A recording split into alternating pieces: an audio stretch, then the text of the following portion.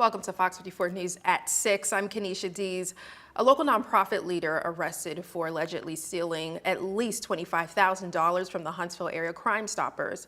The indictment alleges he intentionally took money meant for people who reported crimes to the organization.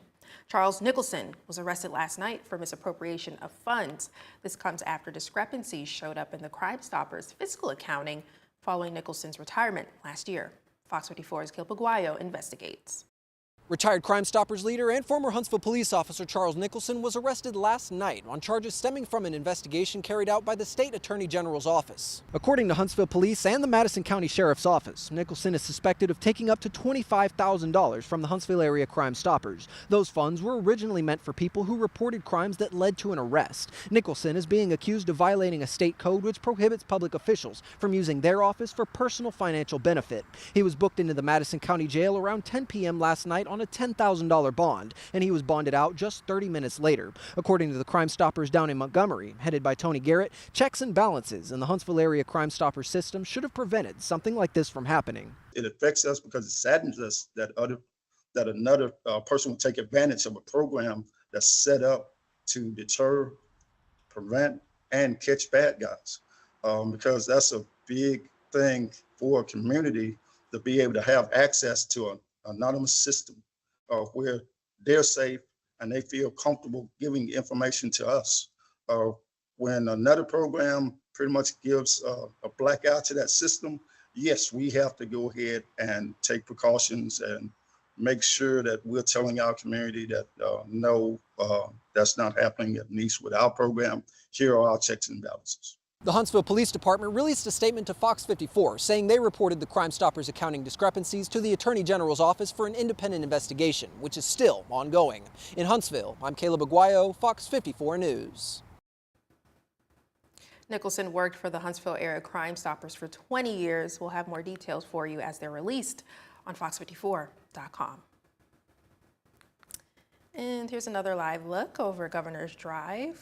It looks like a very easy commute. Cars are moving about. The rain has stopped, at least over in that area. And we can see still a little bit of the sun setting tonight. Let's bring in Fox 54 Weather Impact Chief Meteorologist Jordan Dressman. Jordan, it looks completely different on your screen behind you. Yeah, it's really quite fascinating, isn't it? What a difference just a couple of miles can make. I know exactly where that picture is on Governor's Drive, and we're only just a few miles away here at Fox 54, and that's exactly where this camera is positioned, right on top of the building.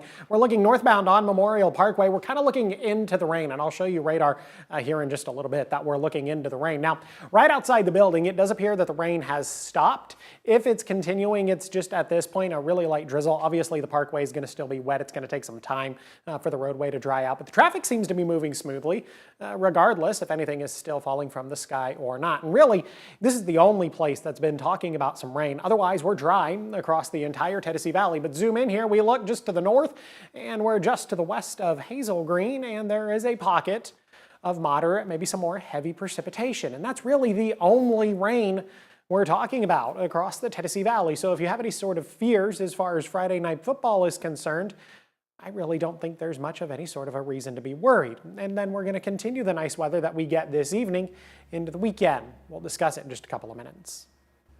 Well, that is a relief. Thank you, Jordan. A woman in Hartselle was airlifted to a hospital today after getting hit by her own car, authorities say. According to Hartselle Police Chief Alan McDermott, this happened in Sparkman Park. The woman was getting out of her car thinking it was in park. However, the car was actually shifted into reverse and rolled backwards, running her over. She was flown to a hospital for treatment. Her condition not known at this time. Falkville Elementary and High School dismissed students earlier today after a water main burst. This caused flooding and left buildings without access to water. Water flooded several classrooms at the elementary school, forcing administrators to relocate affected students to the lunchroom for breakfast service. The damage was so bad, students were sent home around 10 a.m. School officials apologized for the disruption and thanked families for their understanding and cooperation with the emergency dismissal. Officials in Madison County provided an update on an investigation into the case of Deschler High School student August Borden. In a statement to the Times Daily yesterday, Chief Deputy District Attorney Tim Gann says, quote, "We have made a lot of progress, but we aren't quite finished yet," end quote. Gann also said they won't make recommendations until the investigation is completed.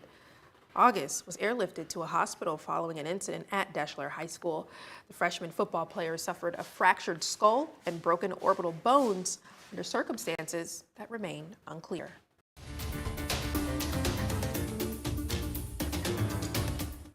Limestone County Sheriff's Office is warning you about a popular phone scam. Suspects will try to call you saying you want a Publishers Clearinghouse prize. The scammer will then tell you to pay a fee to claim the prize. Authorities say suspects continue to use the Publisher Clearinghouse name despite the company having filed for bankruptcy earlier this year. The Sheriff's Office urges you to not send money to callers you don't know and report any suspicious calls.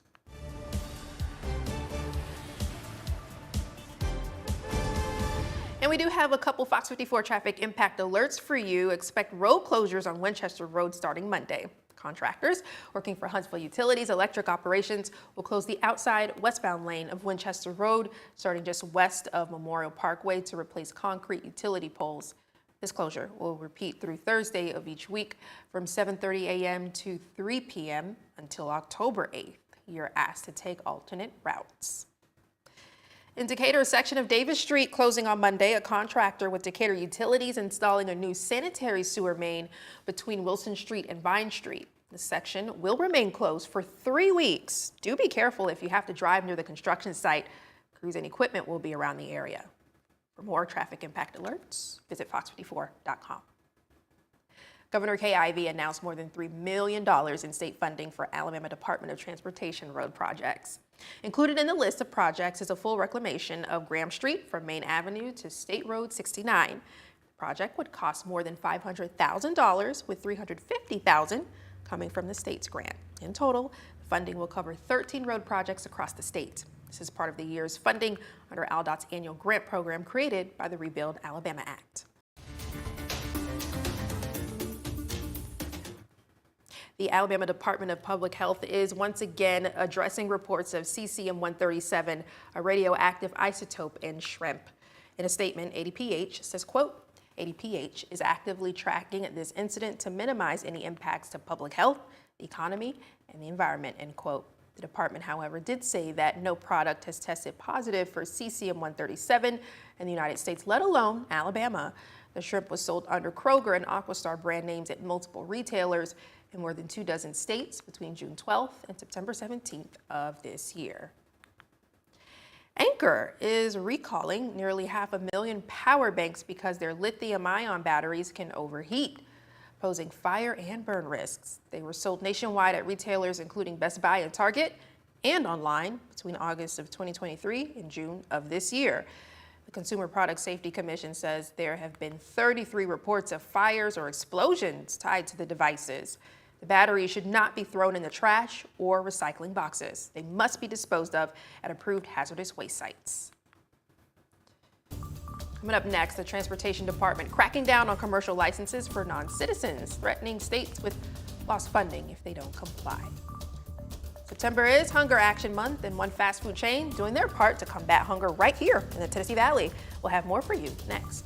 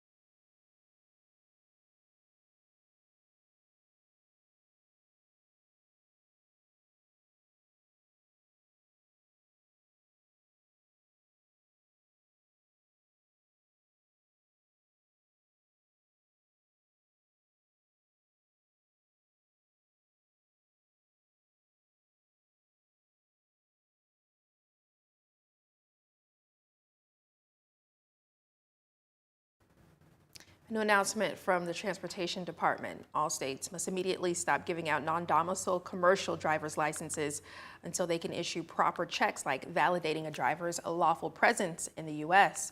Comply with these new rules or else. Fox News Chief Washington correspondent Mike Emanuel explains.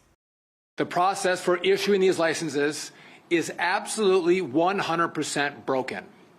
It has become a threat to public safety. The Transportation Department will immediately tighten up the requirements for non-citizens trying to get special licenses to operate large or heavy vehicles in the U.S. Under the new rules, non-citizens will not be eligible for a commercial driver's license or CDL unless they get a costly employment-based visa and undergo mandatory federal immigration status checks. Get into compliance now, or we'll pull funding and we'll force you into compliance. Nowhere in the country have we found a more egregious licensing situation than in the state of California. If California doesn't come up with a plan to comply in 30 days, the Trump administration is threatening to withhold federal highway funds starting at $160 million. Secretary Duffy says an ongoing nationwide audit revealed these licenses were improperly issued in several other states. Consider this your notice. Fix your system. Fix your rules. Comply with the law. With the holiday shopping season around the corner, some are worried these changes will impact the movement of goods. We have a lot of drivers who are U.S. citizens who are ready and willing and able to take these loads. We feel very confident that there won't be disruptions in the supply chain. These changes come after 3 fatal crashes this year in Florida, Texas, and Alabama.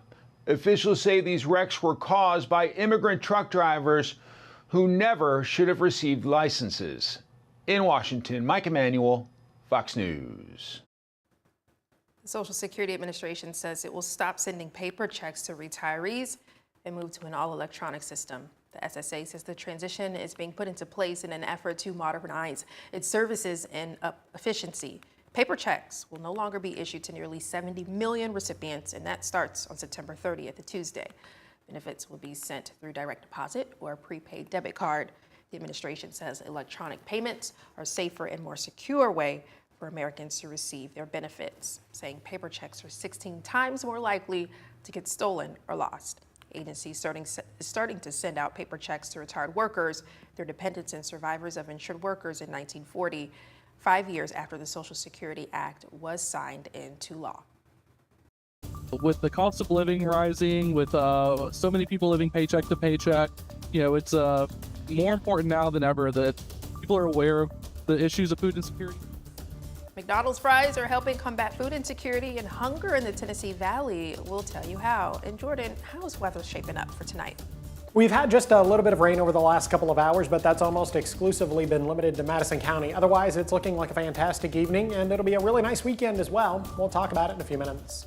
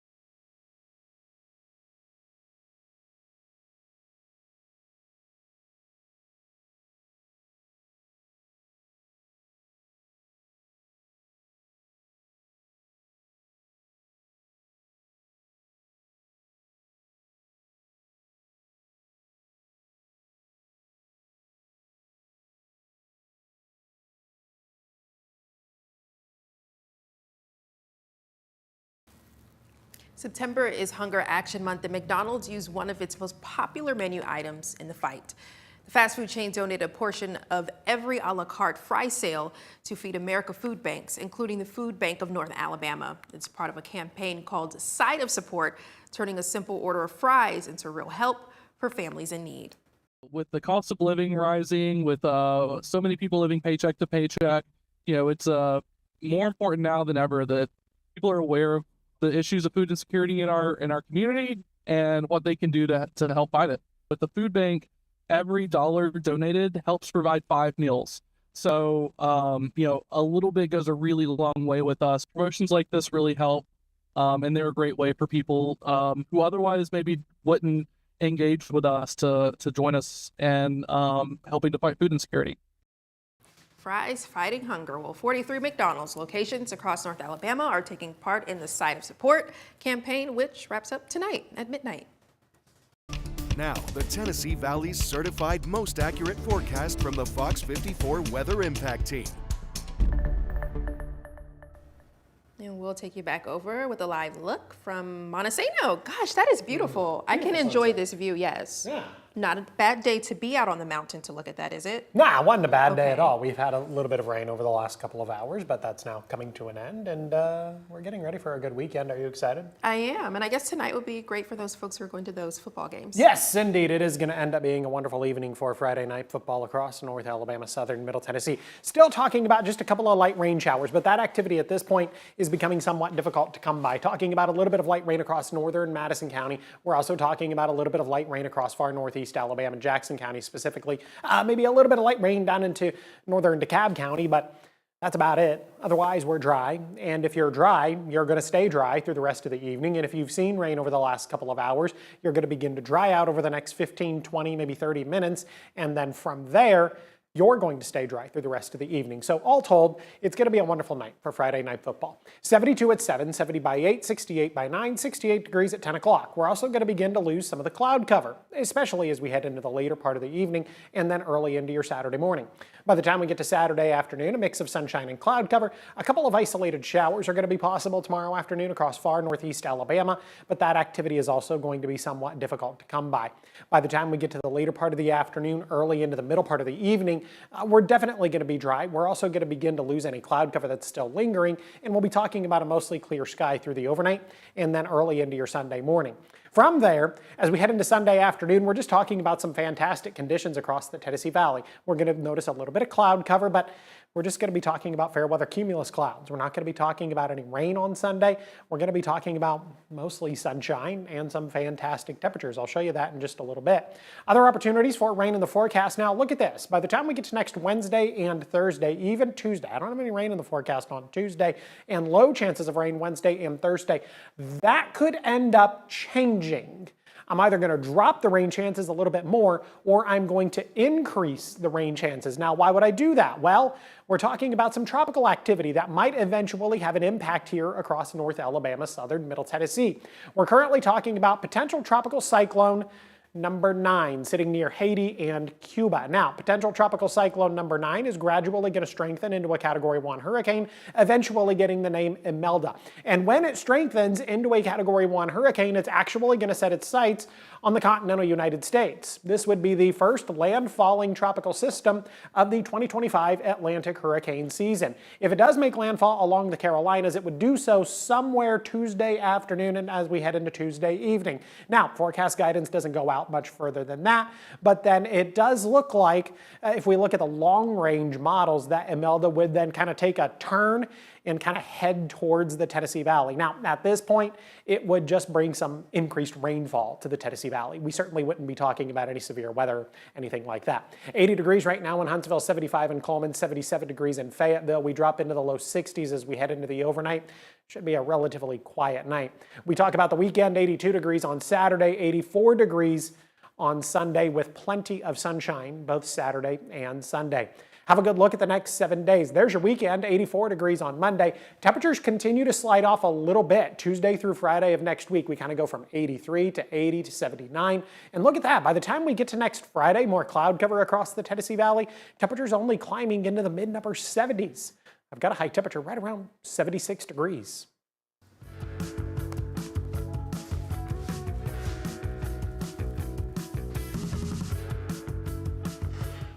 The weekend is pretty much here, and there's a lot happening around the Tennessee Valley over the next few days. First up is STEM at the Preserve tomorrow at Harvest Square Nature Preserve.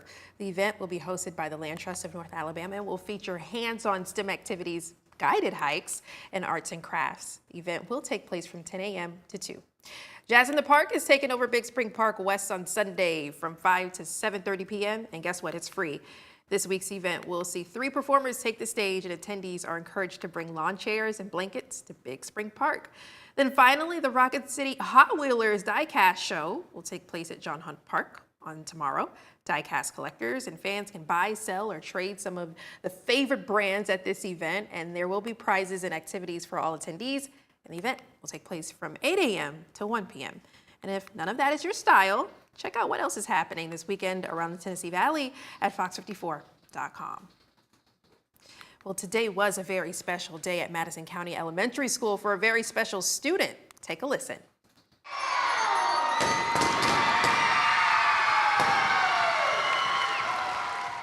Sounds of celebration you just heard there. Students, you can see here as well, rallying for Jocelyn Halsey, who rang the bell for her last treatment for leukemia. That's her walking the gold carpet. Jocelyn is an 8th grader who battled cancer. Madison County High School band joined the fun, as well as the cheer squad and some football players. We hear from both Jocelyn and her mother, Ashley, on the celebration. That was good. That I don't have to really do it anymore, so I can have more freedom. She's been very strong. She's done an amazing job. She's definitely not quit. Gurley Mayor Stan Simpson also proclaimed today as Jocelyn Halsey Day. We have more of the celebration tonight on our First Down Friday night, which will be our Spirit Spotlight story. Stay tuned. Pre-game warm-ups are underway, kickoff in just over 30 minutes, but we'll preview our First Down Friday night Week 5 game of the week when we return.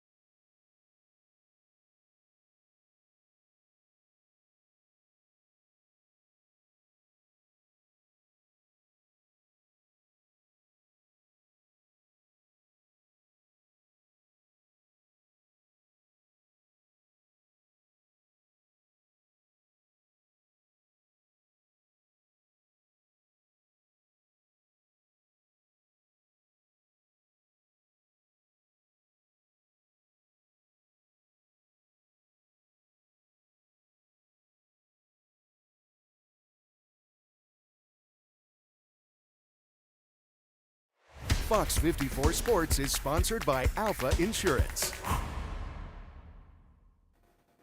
Hey, sports fans, we've reached the midway point of the regular season for high school football. Some teams are using Week 5 as a bye week, while others are getting a non-league tune-up game. The latter is the case in our game of the week, which is taking place down in Boaz this evening. For more on tonight's matchup, let's check back in with Gabe Glassman.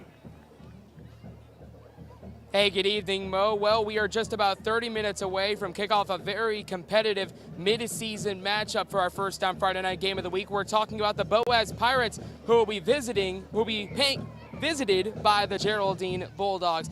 Last time Last season, these two programs squared off against each other. The Bulldogs took that game 49-20 was the final score. And Geraldine's coming into this game with an undefeated record on the year. They're 4-0. Their offense has come alive, so far scoring an average of 53 points per game. We spoke with Geraldine's head coach about the matchup tonight. There's no magic to it. You know, you just got to go out and execute and do the little things right. And everyone, you have to trust that everyone's going to do their job. And when everyone does that, you know, and just be patient and taking what the defense gives you and executing and being physical and being a selfless player, you're able to do things like that. And we have a group of guys that really take pride in being selfless and doing whatever it takes to win. A very competitive matchup coming up. We'll have extended coverage for you later tonight on First Down Friday night. Live in Boaz, Gabe Glassman, Fox 54 Sports. All right, thank you so much, Gabe. As you look over my shoulder right here, here's your information about First Down Friday night. You can watch tonight's show live on Fox 54 Plus at 10 p.m. The show will also air following the conclusion of TCU and Arizona State on Fox 54. Let's send it over to Kanisha. Thank you, Bo. Well, the search is over for Air Bud, the next Air Bud. Out of thousands of applicants, 2 golden retrievers, Charlie from Ohio and Summer from California, have been selected to carry on the legacy of the basketball playing pooch.